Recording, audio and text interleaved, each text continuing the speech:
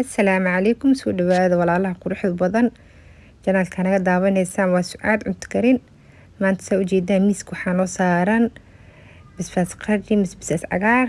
waxyaalihii aan ka sameysan lahaay oo dhan meeshaan ay igu diyaarsan yihiin cusbada liin dhanaanta toonta saa ujeedaan basbaaskii hadda waxaa meeshaan ku haysanaa mayonnaise-kii aan ku darsan lahaay basbaaska inta shay aan ka sameysan lahaay waa kuwaana sidoo kale meeshaan waxaa yaalo qalaadadii aan ku shiidan lahaay basbaaska hadda waa kana ujeediin basbaaska ayaan ku soo shubtay iyo tuuntii sidoo kale cusbada ayaan ku darsaday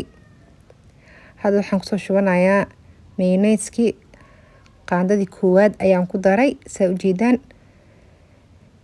marka qof walba qiyaastiisa waaye aan intaan ayaan sameysanayaa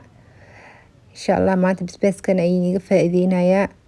ani waa ka helay idinkana insha Allah waad ka heleysaan soo tijaabiya insha Allah hadda saa ujeedaan waa kana liin dhanaanta jeexi koowaad ayaan ku shubtay hadi hal xabo liin dhanaan ayaan ku darsanayaa hadda jeexi labaad ayaan ku soo miiyay marka waa soo shiidanaynaa markaan soo shiidano ayaan isku soo laaban doonaa ani hadda wax biyo ma ku darin wax biyaha iskaga darin liin dhanaanta iyo mayonnaise-kii ayaa ku badsane qiyaastaada ayaa ku darsane saa ujeedaan hadda makiinadii abaa daaray marka soo tijaabiya waa ka heleysaan basbaas aad u macaan badan kaaliska arag basbaas qarji basbaas cagaar basbaas Soomaali hadi basbaaskan wax walba ku cun kartaa wax uu diidayo malahan